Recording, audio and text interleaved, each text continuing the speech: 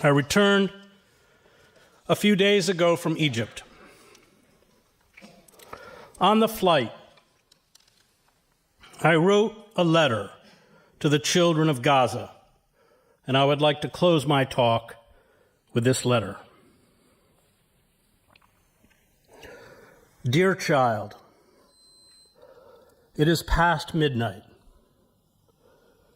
I am flying at hundreds of miles an hour in the darkness, thousands of feet over the Atlantic Ocean. I'm traveling to Egypt. I will go to the border of Gaza at Rafah.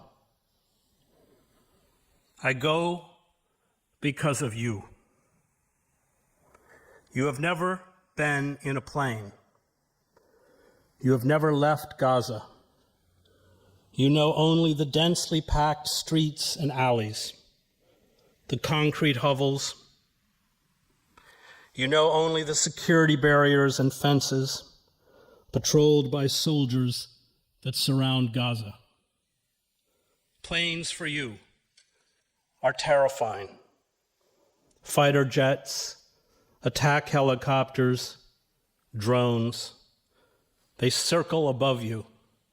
They drop missiles and bombs, deafening explosions.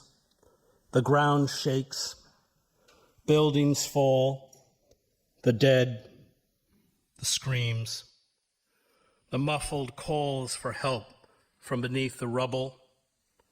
It does not stop, night and day.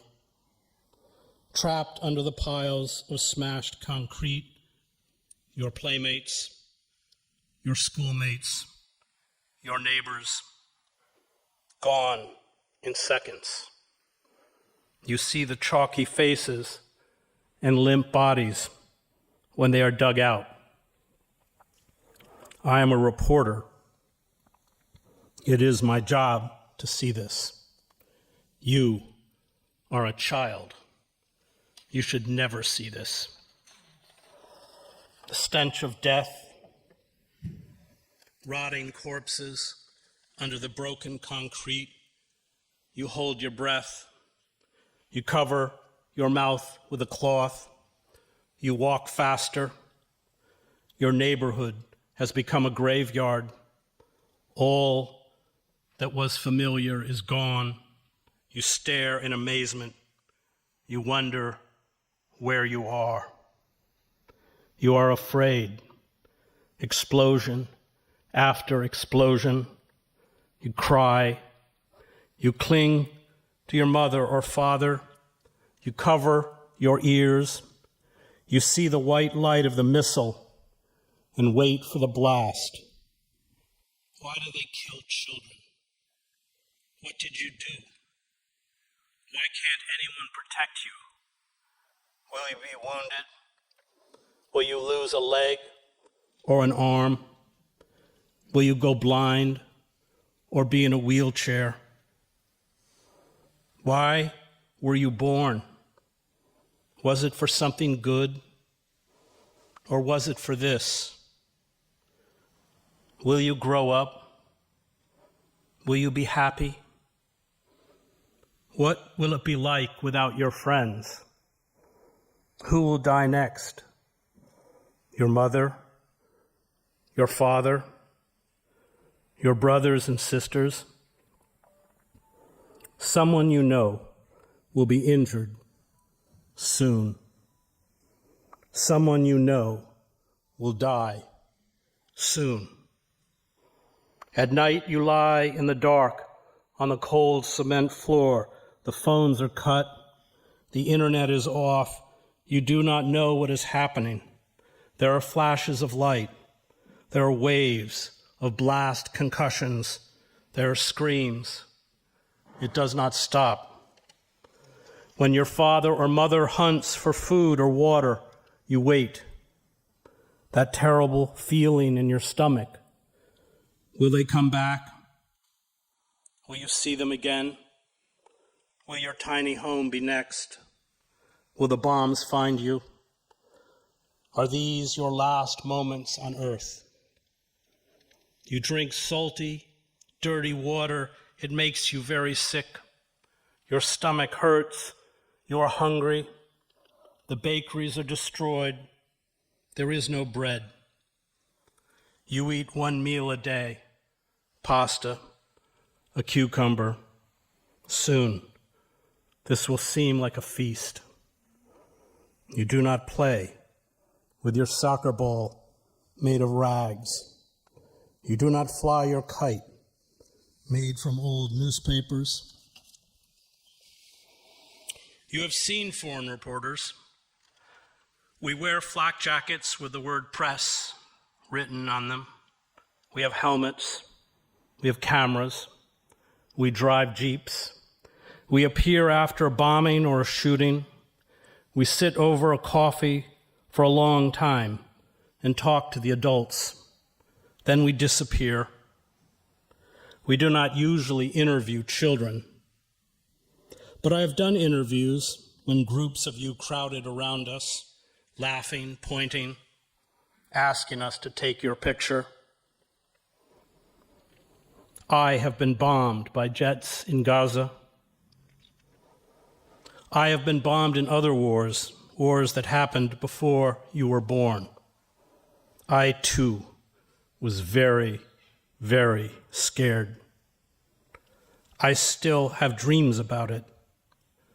When I see the pictures of Gaza, these wars return to me with a force of thunder and lightning. I think of you. All of us who have been to war hate war most of all because of what it does to children. I tried to tell your story.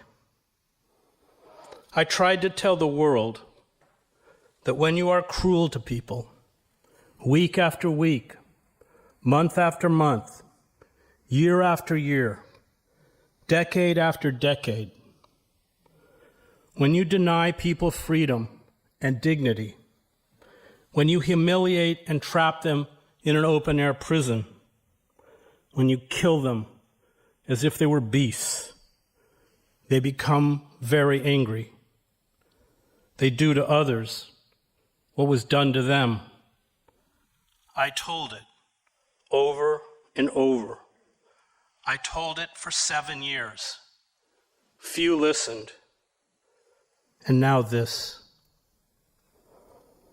There are very brave Palestinian journalists. 50 of them have been killed since this bombing began. They are heroes. So are the doctors and nurses in your hospitals. So are the UN workers, almost 100 of whom have been killed. So are the ambulance drivers and medics. So are the rescue parties that lift up the slabs of concrete with their hands. So are the mothers and fathers who shield you from the bombs. But we are not there. Not this time. We cannot get in. We are locked out. Reporters from all over the world are going to the border crossing at Rafah. We are going because we cannot watch this slaughter and do nothing. We are going because hundreds of people are dying a day, including over 100 children. We are going because this genocide must stop. We are going because we have children, like you, precious, innocent, loved. We are going because we want you to live. I hope one day we will meet.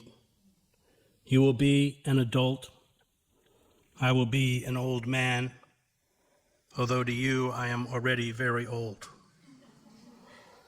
In my dream for you, I will find you free and safe and happy. No one will be trying to kill you. You will fly in airplanes filled with people, not bombs. You will not be trapped in a concentration camp. You will see the world. You will grow up and have children. You will become old. You will remember this suffering, but you will know it means you must help others who suffer. This is my hope, my prayer. We have failed you.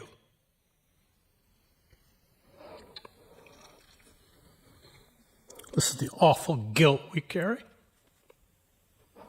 We tried, but we did not try hard enough. It will go to Rafah. Many of us, reporters, who will stand outside the border with Gaza and protest. We will write and film. This is what we do. It is not much, but it is something. You will tell your story again. Maybe it will be enough to earn the right to ask for your forgiveness. Thank you.